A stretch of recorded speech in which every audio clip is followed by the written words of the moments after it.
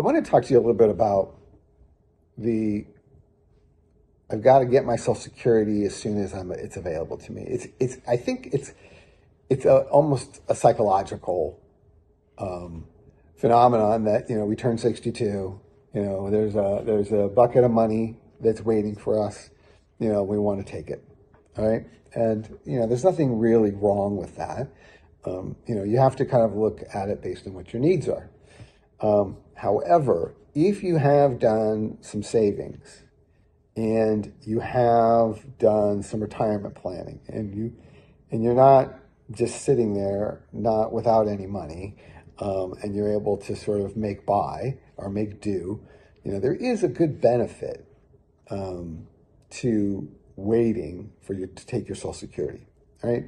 And so I highly recommend that you do meet with somebody, someone like myself, who is an RSSA professional, and we can tell you sort of what are the different thresholds and the different amounts of money you're going to make. You're going to make, approximately 8% a year more if you wait every year after 62 years old, right? So, there is this benefit.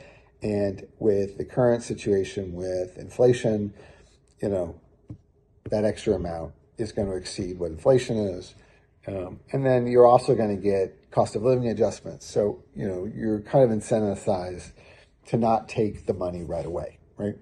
But you might be in a situation where you need the money and, that's not really an option. And what we do find a lot of times is that where one of the earners will maximize their Social Security at 70, but by the way, the other person made a lot less than them, and so there might be a point at 62 or 65 where the other person, the spouse, should go on Social Security because it's really not going to increase much from that point forward, and the benefits aren't there, right? And so it's very common when you meet with an RSSA person to sort of have that kind of conversation and kind of look at that.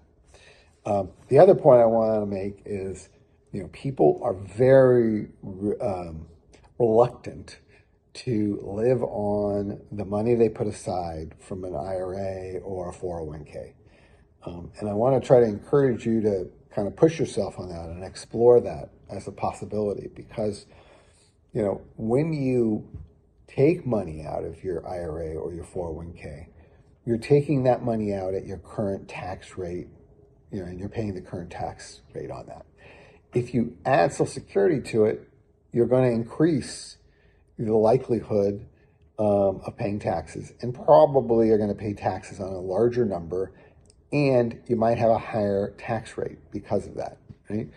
And so there are a decent number of scenarios where it might be better for you to take your 401k and IRA and live off of that, allow your Social Security payment to increase to a level which is going to be beneficial to you, and allow yourself to pay out your taxes on your pre-tax money, and whether or not you're putting that aside, you're giving it to relatives, you're giving it to kids, whatever you're doing with that money, you're doing with it, right? But you are not necessarily making it more complicated by adding your Social Security to it, right? When your Social Security comes at 67 or 68 or 69 or 70, that you're going to have that income. And you might, at that point, want to dial down what you're taking from your 401k and your retirement account. Now, with all of that said, at age 73, if you have money in those accounts, the government is going to require you to take that money. And that's a whole different conversation about required minimum distribution. I highly recommend you watch one of our other videos on that, because that can really complicate your tax situation if you're not planning for it.